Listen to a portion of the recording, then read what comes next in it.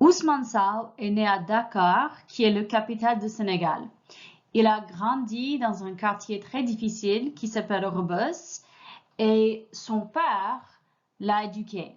Son père l'a enseigné d'être responsable et aussi de travailler dur, c'est-à-dire la rigueur, un sens de devoir, c'est-à-dire responsabilité, obligation, et aussi un esprit libre d'aimer la vie et de faire ce qu'on aime. Quand il était plus âgé, il a décidé d'aller à Paris, mais il n'avait pas beaucoup d'argent. Il a fait des petits jobs et puis il a décidé de ne pas aller à l'école des beaux-arts.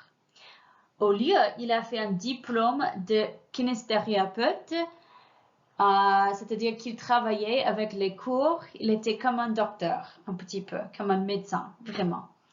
Il travaillait comme médecin. Mais c'était à l'âge de 50 ans qu'il a décidé d'être sculpteur et d'être artiste. Alors, il a utilisé ce qu'il a appris comme kinésithérapeute pour faire des sculptures très réalistes, toujours en mouvement. Ousmane travaillait sans modèle, c'est-à-dire il n'avait pas de modèle. Alors, c'est lui qui a créé sa matière. Il a appliqué une matière qu'il avait créée lui-même sur des os faits de fer ou de paille, ce qui ouvrait la porte à l'imprévu. La sculpture pouvait être n'importe quoi, ça pouvait être différent, vraiment. Mais en 1999, il a décidé d'utiliser le bronze pour envoyer ses sculptures dans le monde.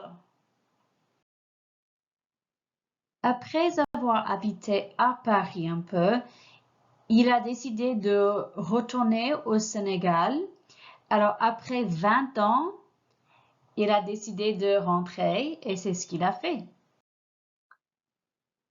Finalement, en 1991, il a acheté le terrain pour sa maison. Il a créé sa maison pour être comme le Sphinx parce qu'il y aurait une série égyptienne dans la maison qui est maintenant un musée.